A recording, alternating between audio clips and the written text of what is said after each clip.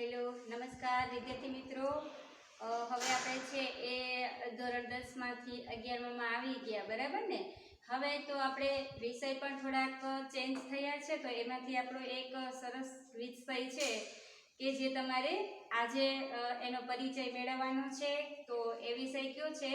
તો આમ તો તમે છે એ ધોરણ 10માં છે એ સામાજિક વિજ્ઞાન છે ભણી ગયા છો, બરાબર છે। હવે એક છે સામાજિક વિજ્ઞાન ધોરણ 11માં છે એ એનું નામ થોડુંક વધારે ચેન્જ થઈને આવ્યું છે। તો એ કયું છે? તો કે સમાજશાસ્ત્ર, જેને સામાજિક વિજ્ઞાન તરીકે આપણે ભણ્યા ને એને હવે છે થોડુંક વિસ્તારથી ભણવાનું છે। તો એ વિષય આપણો કયો છે? તો એ છે એ સમાજશાસ્ત્ર। સમાજશાસ્ત્રમાં છે આપણે થોડોક સમાજશાસ્ત્ર વિશેનો આજે પરિચય મેળવીએ કે સમાજશાસ્ત્ર એ શું છે, સમાજશાસ્ત્ર જે છે એ ક્યારથી આપણા અભ્યાસમાં છે એનો સમાવેશ થયેલો છે, તો એમાં શેનો સમાવેશ થાય છે, એટલે કે એના સ્વરૂપો છે, અભ્યાસ ક્ષેત્રો છે, એનો અર્થ છે, એ આપણે જોવાનો છે। હવે આપણે જ્યારે નવા વિષય તરીકે અપનાવી જ લીધો છે તો એને વધુ આપણે વ્યવસ્થિત રીતે સમજવો તો પડશે જ।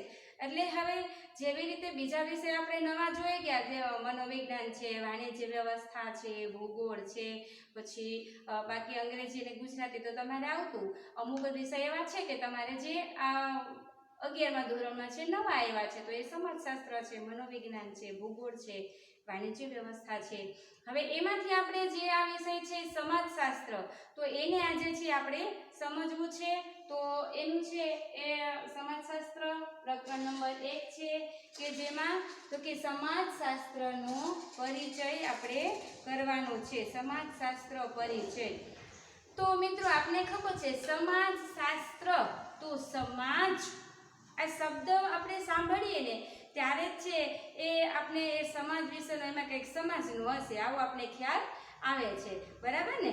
તો હવે આપણે જોઈએ તો સમાજશાસ્ત્ર છે એ આમ જોઈએ તો બહુ પ્રાચીન સમયથી છે અસ્તિત્વમાં નથી આવેલું, પણ અમુક વર્ષો જોઈએ તો પોણા 200 વર્ષોથી છે એ સમાજશાસ્ત્ર છે આપણા અભ્યાસક્રમમાં કે સમાજશાસ્ત્રનો અભ્યાસ કરતા થયા છે। હવે તો કે આપણે મનોવિજ્ઞાનમાં છે સમાજ વિશેની ઘણી બધી માહિતી મેળવી હતી, સાંસ્કૃતિક વારસો છે, પર્યાવરણ છે, વાતાવરણ છે, પછી તો કે ભૌગોલિક વિશેષતાઓ છે, નદીઓ છે, પર્વત છે, આવું બધું આપણે શીખી ગયા છીએ, બરાબર ને। તો હવે એવી જ બાબત છે એ કંઈક સમાજશાસ્ત્રમાં છે આપણે વધારે વ્યવસ્થિત ભણવાની છે। તો એને આધારે તો કે આપણે પહેલા છે એ માત્ર સમાજશાસ્ત્ર કહે છે, પણ સમાજશાસ્ત્ર છે બે વિજ્ઞાનો જોડાયેલા છે। એ બે વિજ્ઞાનો ક્યાં ક્યાં છે? તો કે એક ભૌતિક કે પ્રાકૃતિક વિજ્ઞાન અને બીજું છે એ સામાજિક વિજ્ઞાન। હવે એને આધારે છે એ આપણે આ વિજ્ઞાન તરીકેનો અભ્યાસ કરીએ છીએ કે વિજ્ઞાન છે, આપણે વિજ્ઞાન ભણી ગયા છે, એમાં શું છે તો કે વિશિષ્ટ ચોક્કસ જ્ઞાન છે એ વિજ્ઞાન છે। તો એવી જ રીતે આપણે સમાજશાસ્ત્રમાં પણ શું કરવાનું છે તો કે વિશિષ્ટ જ્ઞાનને આધારે શાસ્ત્રને આપણે સમજવાનું છે। તો એ શાસ્ત્રનો આપણે જોઈએ તો સમાજશાસ્ત્ર છે એનો આપણે અર્થ જોઈ લઈએ। પહેલા તો છે સૌપ્રથમ છે આપણે શાબ્દિક અર્થ જોઈ લઈએ, સમાજશાસ્ત્રનો શાબ્દિક અર્થ। તો એમાં શું છે તો કે અંગ્રેજીમાં છે ને સમાજશાસ્ત્રને શું કહેવાય? તો કે અંગ્રેજીમાં સમાજશાસ્ત્રને સોશિયોલોજી કહે છે। શું કહેવાય? તો કે સોશિયોલોજી કહેવાય છે। હવે આ જે સોશિયોલોજી શબ્દ છે ને અંગ્રેજીનો, એ બે શબ્દ ઉપરથી ઉતરી આવ્યો છે। કયા બે શબ્દ છે? તો જુઓ તમે, તો જે એક શબ્દ છે એ સોશિયસ, એ લેટિન ભાષાનો છે। કઈ ભાષાનો? લેટિન ભાષાનો છે। અને બીજો છે ગ્રીક ભાષાનો લોગોસ શબ્દ। આ બંને શબ્દ છે એની ઉપરથી છે આ સોશિયોલોજી બન્યું છે। હવે આપણે છે એને વિસ્તારથી સમજવું છે કે આ બંને શબ્દો છે એનો અર્થ શું થાય છે, કે જે આ બે લેટિન ભાષા અને ગ્રીક ભાષાના શબ્દો છે તો એનો અર્થ છે શું થાય છે? તો તમે જુઓ તો કે સોશિયસ શબ્દ છે એ કઈ ભાષાનો છે? કે લેટિન ભાષાનો સોશિયસ શબ્દ છે। હવે એ શબ્દ તો કે એને આધારે છે એ સોશિયો શબ્દ ઉતરી આવ્યો। એ સોશિયો શબ્દ છે એનો અર્થ શું થાય છે તો કે એ અંગ્રેજી શબ્દ છે। હવે એને આપણે ગુજરાતી શબ્દ કરવાનો છે, સોશિયો છે એને ગુજરાતી કરીએ તો સમાજ સાથે સંકળાયેલું, એનો અર્થ કેવો થાય છે? સોશિયો એટલે કે સમાજ, સમાજ સાથે સંકળાયેલું, આવો એનો અર્થ થાય છે એટલે કે સોશિયો. હવે બીજો શબ્દ તમે જુઓ તો બીજો શબ્દ કયો છે? તો કે લોગોસ. આ લોગોસ છે એ કઈ ભાષાનો શબ્દ છે? તો કે ગ્રીક ભાષાનો શબ્દ છે. લોગોસ શબ્દ છે એ ગ્રીક ભાષાનો છે. હવે તો કે એના ઉપરથી છે અંગ્રેજી શબ્દ ઉતરી આવ્યો, અંગ્રેજી શબ્દ બન્યો. લોગોસ ઉપરથી લોજી, આ શબ્દ છે લોજી શબ્દ બન્યો. હવે લોજી શબ્દ છે એ કેવો છે? તો કે એ અંગ્રેજી શબ્દ છે. હવે એ અંગ્રેજી શબ્દ છે એનો ગુજરાતી અર્થ શું થાય છે કે જે આપણે અત્યારે ભણીએ છીએ? તો કે નો અભ્યાસ કે નું જ્ઞાન કે વિજ્ઞાન, એટલે કે જે સમાજ વિશેનું જ્ઞાન આપે છે એટલે કે શાસ્ત્ર. એને શું કહેશું આપણે ગુજરાતીમાં? તો કે જ્ઞાન આપનાર શાસ્ત્ર. એના ઉપરથી છે એ સમાજ શાસ્ત્ર, આવો શાબ્દિક અર્થ રજૂ થયેલો જોવા મળે છે. એટલે કે સમાજ શાસ્ત્રને આપણે છે અંગ્રેજીમાં શું કહીએ છીએ? તો કે અંગ્રેજીમાં છે આપણે એને સોશિયોલોજી તરીકે ઓળખીએ છીએ. હવે તો જે સોશિયોલોજી છે એમાં તો કે સમાજના જે સંબંધો છે એને જાળવી રાખવા, એટલે સમાજમાં એ સંબંધોનું ગુંફન કરવું. હવે એવો એનો છે એ અર્થ થાય છે. એટલે કે સમાજશાસ્ત્રનું વિષય વસ્તુ છે કયું છે? તો કે સમાજના સંબંધોનું ગુંફન, સમાજમાં જેટલા સંબંધો રહેલા છે ને એને જાળવી રાખવો ને એનો અભ્યાસ કરવો એ સમાજશાસ્ત્રનું કામ છે. સમાજશાસ્ત્ર એને ઓળખી બતાવે છે. હવે આપણે છે એ ત્યાર પછી તો કે એ સમાજશાસ્ત્રના શાબ્દિક અર્થ તો આપણે જોઈ ગયા, માત્ર શાબ્દિક અર્થ છે, પણ હવે આપણે એની વ્યાખ્યા કરવાનું છે, એટલે કે વ્યાખ્યા સમજવાની છે. તો સમાજશાસ્ત્રની છે એ જુદા જુદા સમાજશાસ્ત્રીઓએ વ્યાખ્યા આપેલી છે. હવે એમાં છે પહેલી વ્યાખ્યા જોઈએ આપણે તો કિમ્બોલ યંગ, આ સમાજશાસ્ત્રી છે. કિમ્બોલ યંગ છે કોણ છે? તો કે એક સમાજશાસ્ત્રી છે. હવે એ સમાજને શું કહે છે? તો કે સમાજશાસ્ત્ર સમૂહમાં માનવના વર્તનનો અભ્યાસ કરે છે. યંગ કિમ્બોલ જે છે એના મત પ્રમાણે સમાજશાસ્ત્ર એ શું છે? તો કે માનવ વર્તનનો છે એ સમૂહમાં અભ્યાસ કરે છે. સમાજશાસ્ત્ર એ શું છે? તો કે સમાજમાં રહેતા માનવીઓ, એનું વર્તન અને એનો અભ્યાસ તો કે સમૂહમાં કરે છે. તો એને આપણે સમાજશાસ્ત્ર તરીકે ઓળખીએ છીએ. હવે આ તો વાત થઈ કિમ્બોલ અને યંગની. ત્યાર પછી આપણે તો કે જે યંગ અને મેક એનું શું માનવું છે સમાજશાસ્ત્ર વિશે? એ શું કહે છે સમાજને? તો એ સમાજશાસ્ત્રને કહે છે કે એના મત પ્રમાણે સમાજશાસ્ત્ર માનવ જીવનના સામાજિક પાસાઓનો વૈજ્ઞાનિક રીતે અભ્યાસ કરે છે. એ સમાજશાસ્ત્ર છે એ શું કરે છે? તો કે માનવ જીવનના જે સામાજિક પાસાઓ રહેલા છે, માનવીના જે સંગઠનમાં સમૂહમાં કેવા પાસાઓ? તો કે સામાજિક પાસાઓ રહેલા છે. હવે એનો અભ્યાસ કરવાનો છે, પણ કઈ રીતે? તો કે વૈજ્ઞાનિક રીતથી અભ્યાસ કરવામાં આવે છે. એને છે સમાજશાસ્ત્ર તરીકે ઓળખાવે છે યંગ અને મેક. ત્યાર પછી આપણે જોઈએ તો ત્રીજી વ્યાખ્યા છે સમાજ વિશેની આપેલી છે કે સમાજશાસ્ત્ર વિશેની આપેલી છે કે H.M. જોન્સન છે એ સમાજશાસ્ત્રને શું કહે છે? તો કે સમાજશાસ્ત્ર છે એ સામાજિક જૂથો, તેના આંતરિક સ્વરૂપ અથવા સંસ્થાના વિવિધ પ્રકારો, તેને ટકાવી રાખતી અને પરિવર્તન લાવતી પ્રક્રિયાઓ અને જૂથો વચ્ચેના સંબંધનો અભ્યાસ કરે છે. કે જોન્સન છે એનું શું માનવું છે સમાજ વિશે? સમાજ શેનો અભ્યાસ કરે છે? સમાજશાસ્ત્ર છે જે છે એ શેનો અભ્યાસ કરે છે? તો કે એક તો સામાજિક જૂથો, પછી તેના આંતરિક સ્વરૂપો અને સંસ્થાના વિવિધ પ્રકારો. હવે એ બધું છે એને શું કરવાનું કે છે? તો કે એને ટકાવી રાખતી, બીજું પરિવર્તન લાવતી પ્રક્રિયાઓ અને જૂથો વચ્ચેના સંબંધોનો અભ્યાસ કરે છે. કે સમાજશાસ્ત્ર છે એ શું કરે છે? તો કે સમાજમાં જે જુદા જુદા સામાજિક જૂથો રહેલા છે, ત્યાર પછી તો કે આંતરિક સ્વરૂપો રહેલા છે, અને એને આધારે છે એ વિવિધ સંસ્થાઓ કેવી રીતે કામ કરે છે, કેવી રીતે ટકી રહે છે. પછી જે જુદા જુદા જૂથો છે, આપણે સમાજના જે જુદા જુદા જૂથો છે આગળ ભણવાના જ છે, તો એ જૂથોમાં છે કે જે કેવી રીતે સંબંધ સંબંધોને જાળવી રાખે છે તેનો અભ્યાસ કરે છે.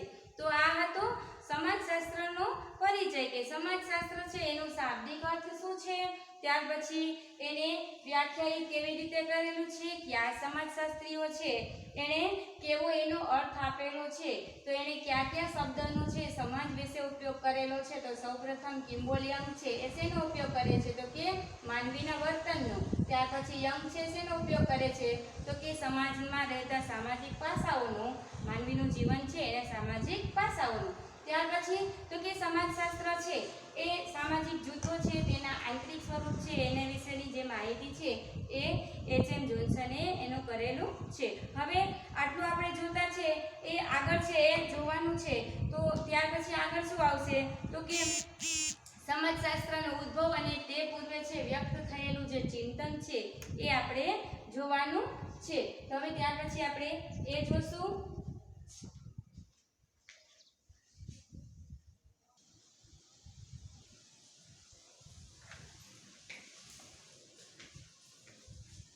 તો વિદ્યાર્થી મિત્રો, હવે આપણે જોવાનું છે એ સમાજનો ઉદ્ભવ.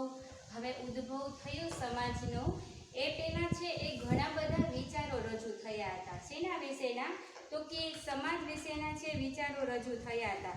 એટલે કે સમાજનો ઉદ્ભવ થયો એને હજી તો કેટલા વર્ષો થયા છે, તો કે પહેલા મેં તમને કીધું એવી જ રીતે કે પોણા 200 વર્ષ છે એ થયા છે. સામાજિક વિજ્ઞાન છે એ એનો કે સમાજશાસ્ત્રનો ઉદ્ભવ થયો એને પોણા 200 વર્ષ જેટલો સમય થયો છે. અને હવે છે એ તે પછી છે એનો સરસ એવો અભ્યાસ છે એ થવા લાગ્યો અને દરેક ક્ષેત્રમાં છે સામાજિક રીતે છે એના અભ્યાસ ક્ષેત્રો છે એ શરૂ થયા.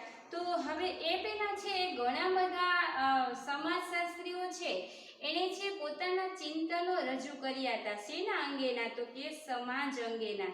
સમાજશાસ્ત્ર વિશેના જે છે એ ચિંતનો છે એને રજૂ કર્યા હતા. તો ક્યારે એને રજૂ કર્યા હતા, તો સૌપ્રથમ છે એ આપને એવું લાગે કે સમાજનો જ્યારે આપણે અભ્યાસ કરવો હોય ત્યારે શેની જરૂર પડે, તો કે સૌપ્રથમ કે પહેલા એ છે એ સમાજ વિશેની શું માન્યતા હતી એની આધારે છે આપણે સમાજ અંગેનો અભ્યાસ કરી શકીએ છીએ. તો હવે છે એ સમાજશાસ્ત્રમાં જે ઉદ્ભવ પૂર્વે વ્યક્ત થયેલું ચિંતન છે ને એમાં ગ્રીક ચિંતક રહેલા હતા. એણે છે પોતાનો મહત્વનો ફાળો આપેલો છે. એમાં પ્લેટો અને એરિસ્ટોટલ જે છે એ મહત્વના ગણાય છે. આપણે મનોવિજ્ઞાનમાં પણ આ બંને જે નિષ્ણાંતો છે ને એનો સમાવેશ થયેલો છે. પ્લેટો અને એરિસ્ટોટલ એ પણ છે પોતાના મંતવ્યો એ વિજ્ઞાનમાં પણ એને આપેલા છે. અને સમાજશાસ્ત્રમાં પણ છે એને પ્લેટોએ અને એરિસ્ટોટલે છે એ પોતાના જે સમાજ અંગેના ચિંતનો છે રજૂ કર્યા છે. હવે એ શું કહેવા માંગે છે, તો કે એના લખાણોથી છે એ સમજવામાં મળ્યું છે કે સમાજના અભ્યાસની પરંપરા એને શરૂ કરી ત્યારે તો કે સમાજ છે એક સુગ્રંથિત અને એ વ્યવસ્થા હતી. કે સમાજ છે કેવી વ્યવસ્થા હતી, તો કે સુગ્રંથિત વ્યવસ્થા હતી. એને ઘણા બધા લખાણો આપ્યા છે કે એમાં છે એના લખાણોમાં છે એ ઘણું બધું એને કીધું છે કે સમાજ છે એ આવો હતો, સમાજ આવો હતો. તો એમાં એક વાત તો સ્પષ્ટ થઈ છે કે સમાજ એક સુગ્રંથિત વ્યવસ્થા છે કે હતી ત્યારે. તો એના મત મુજબ છે સમાજમાં જે અસમાનતા રહેલી છે અને શ્રમ વિભાજન રહેલું છે એને આધારે છે એને ઘણા બધા વિચારો વ્યક્ત કર્યા છે. આપને ખબર છે કે આપણે સમાજમાં રહીએ છીએ, વ્યક્તિ છે એ સામાજિક પ્રાણી છે, સમાજમાં રહેવા માટે એ ટેવાયેલો છે. સમાજ વગર છે કે એકલો અટુલો છે વ્યક્તિ રહી શકતો નથી. એટલે આજે જ છે સમાજમાં રહે છે એવું નથી, પણ આપણે પ્રાચીન સમયથી છે લોકો ભેગા રહેતા થયા છે કે સમાજમાં રહેવાનું છે શીખી ગયા છે, શીખતા થયા છે. હવે એને આધારે છે સમાજ તો કે સુગ્રંથિત વ્યવસ્થા છે, સારી વ્યવસ્થા છે. આપણે કહીએ છીએ ને કે આપણે એકલા આટલા કાર્ય કરી શકતા નથી. જો કોઈનો સાથ મળે, કોઈ ભેગા થઈએ, જૂથ બનીએ, કોઈનો સહકાર મળે તો આપણે એ કાર્યને છે સારી રીતે પૂર્ણ કરી શકીએ છીએ. તો એવી જ રીતે આપણું કુટુંબ છે એ પણ કેવું છે, તો કે એક સમાજ છે.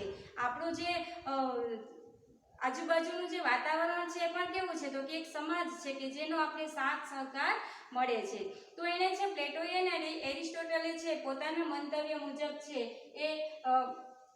એ સાલમાં છે એને આપેલા હતા, તો એનો જે સમયગાળો છે ને એ ઈસવીસન પૂર્વે છે એ 427 થી 347 છે એ કોનો છે તો કે પ્લેટોનો સમયગાળો છે, જ્યારે એરિસ્ટોટલનો સમયગાળો છે એ 384 થી 322 છે. એ સમય દરમિયાન છે એ તેણે સમાજ અંગેના સુવ્યવસ્થિત જે જ્ઞાન છે એને રજૂ કરવાના પ્રયાસો કર્યા હતા. હવે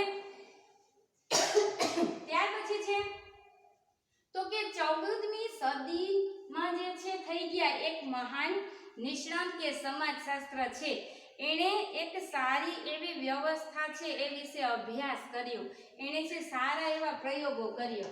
હવે એ કોણ છે તો કે ઇબ્ન ખાલ્દુન, કે જે સમાજશાસ્ત્રી છે એણે છે સારો એવો અભ્યાસ કર્યો, સારા એવા પ્રયોગો કર્યા, તો એનો જે સમયગાળો છે એ કયો ગણાય છે તો કે 1332 થી 1406 નો જે સમયગાળો છે એ કોનો ગણાય છે તો કે ઇબ્ન ખાલ્દુને છે એ આ સમયમાં છે સમાજ અંગેના જે છે એ વિચારો રજૂ કર્યા હતા. કઈ સદી હતી તો કે 14મી સદી છે ત્યારે જોવા મળી હતી. હવે એણે શું કર્યું છે, ઇબ્ન ખાલ્દુન જે નિષ્ણાંત છે, જે સમાજશાસ્ત્રી છે, એણે સમાજ અંગે કેવા વિચારો રજૂ કર્યા છે તે જોઈએ તો એ આરબ જગતની જે રખડુ ટોળીઓ અને સ્થાયી ટોળીઓની તુલના કરી માનવ ઇતિહાસને ઉત્ક્રાંતિની પ્રક્રિયા તરીકે ઓળખાવી છે.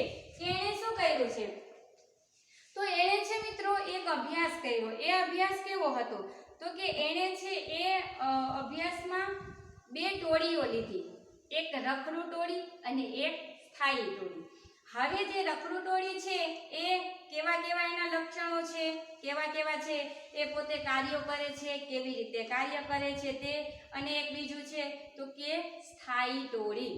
હવે સ્થાયી ટોળી છે એના લક્ષણો કેવા છે, એ પોતે કેવા કાર્ય કરે છે, એને આધારે છે એને અભ્યાસમાં એને તુલના કરી કે કઈ ટોળી છે સારું એવું વર્તન અને સારો એવો સમાજ બનાવે છે અને કઈ ટોળી છે એ કોઈ કામ કે વિચાર્યા વગર કાર્ય કરતી હોય છે. તો મિત્રો આપને ખબર જ છે સ્થાયી ટોળી છે એ કેવી હશે તો કે એ છે સમાજમાં કે સામાજિક રીતે પોતે સંબંધિત હશે, એકબીજા સહકારથી કાર્ય કરતા હશે, તો એને આધારે છે એને તુલના કરી અને સમાજ અંગેના જે અભ્યાસો છે એ રજૂ કરવાનો પ્રયાસ એણે કર્યો છે. કે કેવી રીતે તો કે એની જે એનો ઇતિહાસ હતો, તુલના હતી, એને માનવ ઉત્ક્રાંતિની પ્રક્રિયા તરીકે, માનવ ઉત્ક્રાંતિ છે કેવી રીતે થઈ, માનવીની જે પ્રક્રિયા શરૂ થઈ કેવી રીતે થઈ, તો આ બંનેની જ્યારે એણે તુલના કરી એ ત્યાર પછી છે એ ઇતિહાસની જે ઉત્ક્રાંતિ થઈ અને માનવીનો ઉત્ક્રાંતિના ઇતિહાસ તરીકે એણે